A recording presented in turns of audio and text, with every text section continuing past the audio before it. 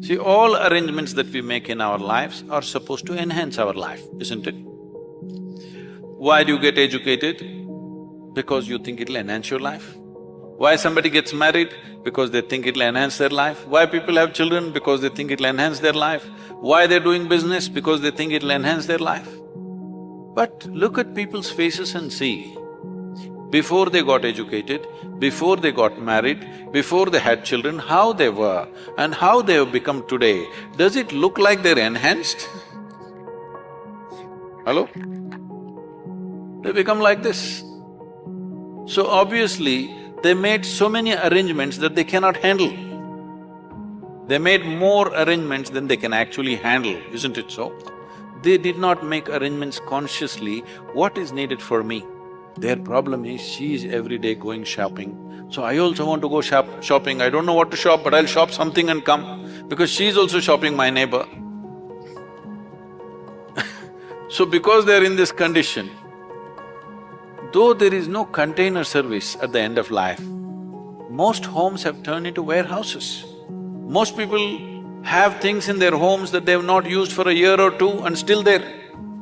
They can't give it away, but it is cluttering their life in such a way they have to trip all over the place to walk around in their homes.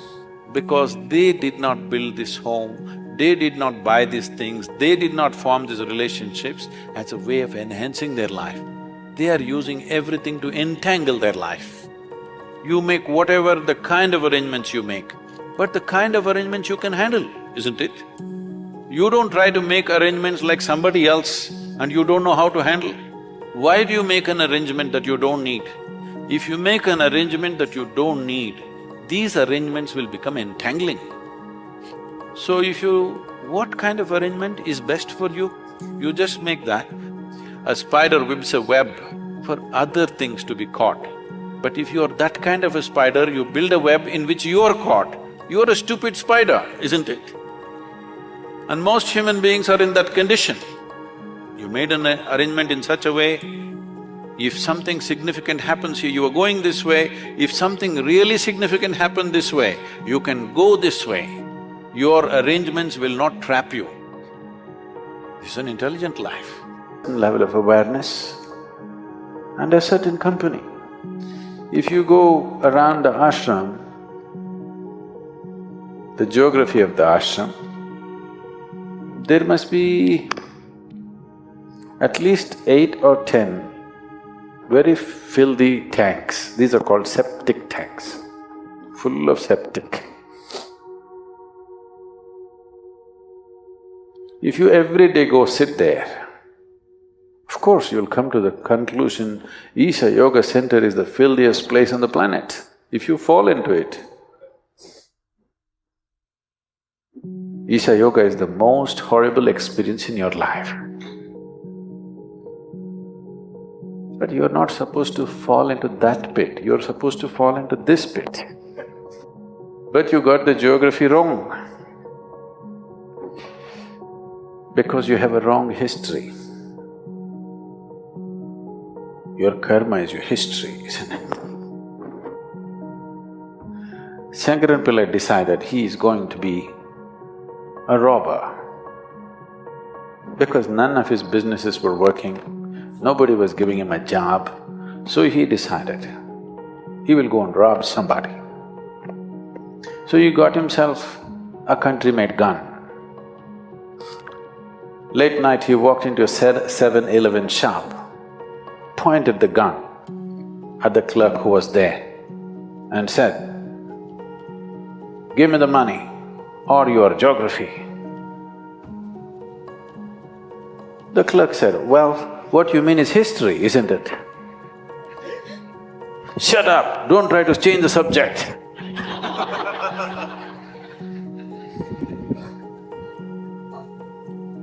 No, we're not talking about different subjects, there's only one subject, that's you.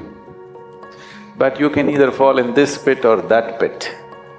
That will be your experience of life. So to fall into the right place, it is a certain talent. You have to grow into it, you have to mature into it. You always know how to be in the right place. If you're in the company of truth, your interiority is pleasant. If your interiority is pleasant, naturally pleasant things come towards you.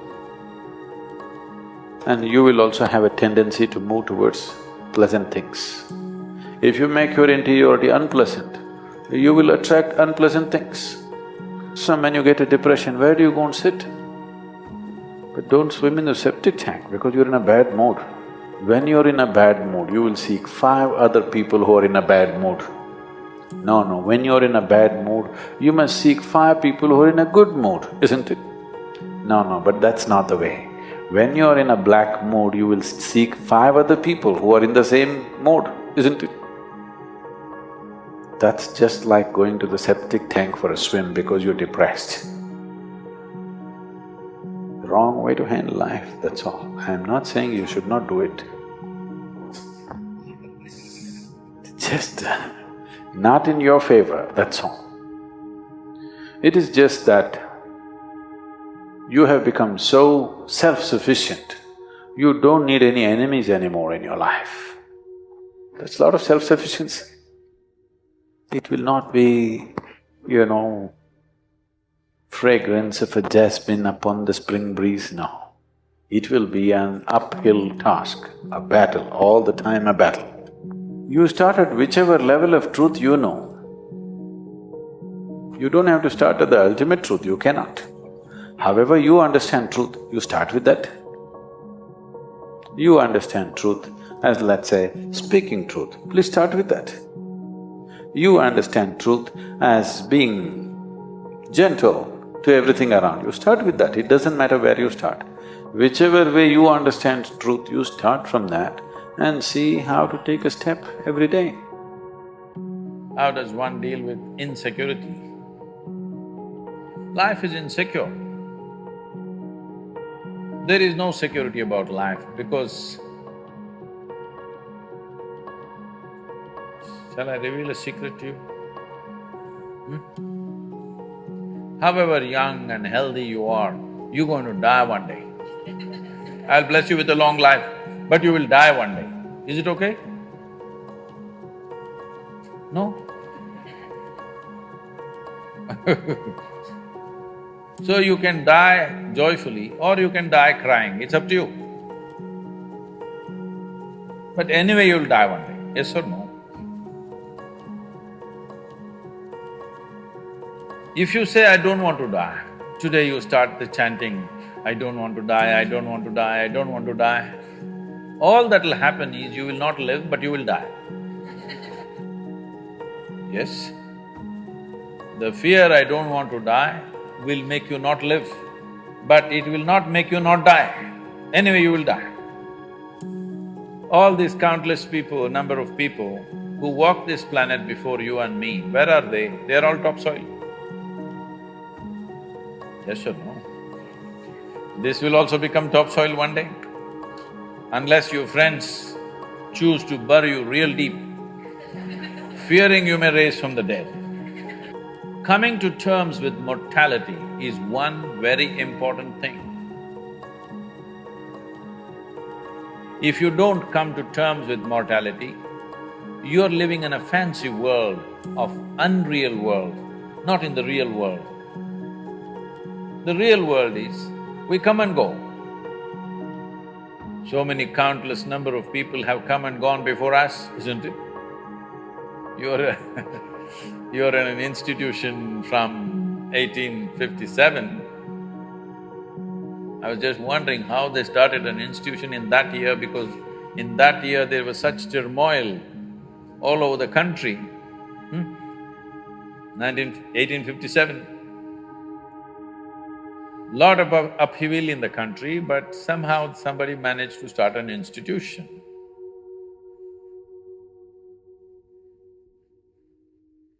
The soil that you're walking upon, we don't know how many people are buried. Yes or no? You are living on a daily basis as if you are forever. The fundamental awareness that this is mortal, this is here only for a limited amount of time. If this was a a normal conscious thing for you, you would put your life to best use, for sure. And if you come to terms with that one thing, there would be no insecurity because there's nothing to gain, nothing to lose in this life. You came with nothing. Whatever the hell is happening, you're on the profit side. Yes or no? Huh? Isn't it so? Did you come with investment? No. You come with nothing. So whatever the hell is happening, you're always on the profit side, isn't it? And anyway, they don't allow you to take a container in the end. So all you have is how profound, intense and beautiful is your experience of life.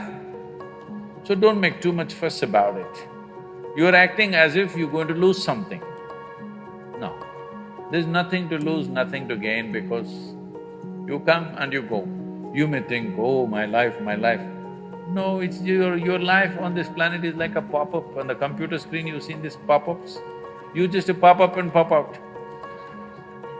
In the meantime, will you rise and shine is the only question, all right? There have been certain instances. This happened.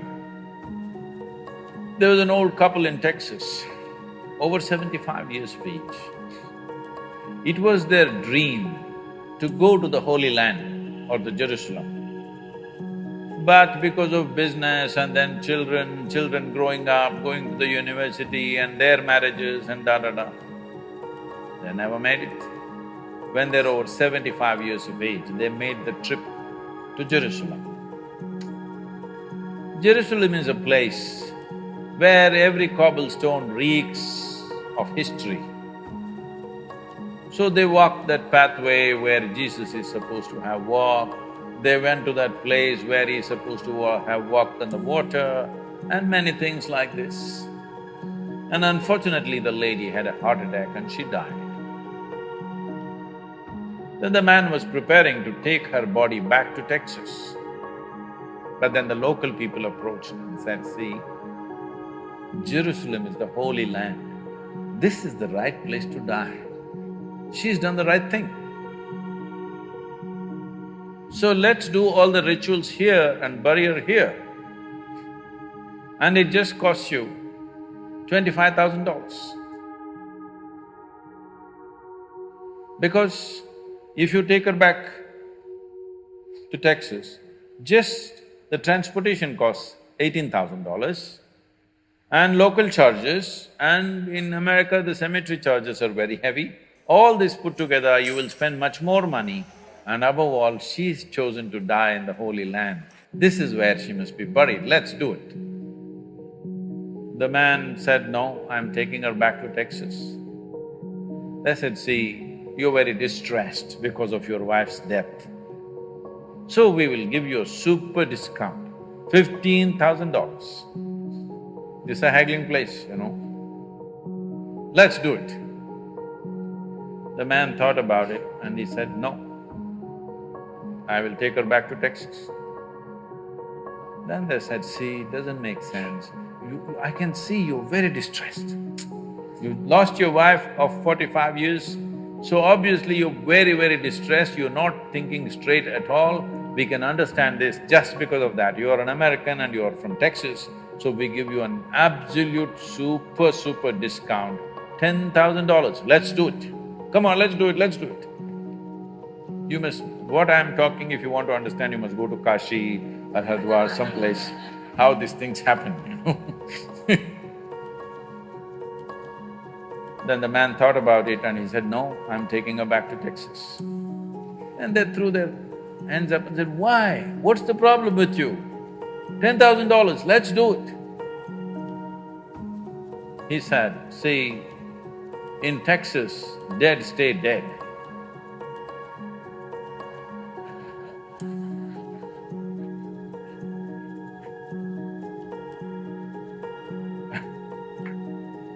So,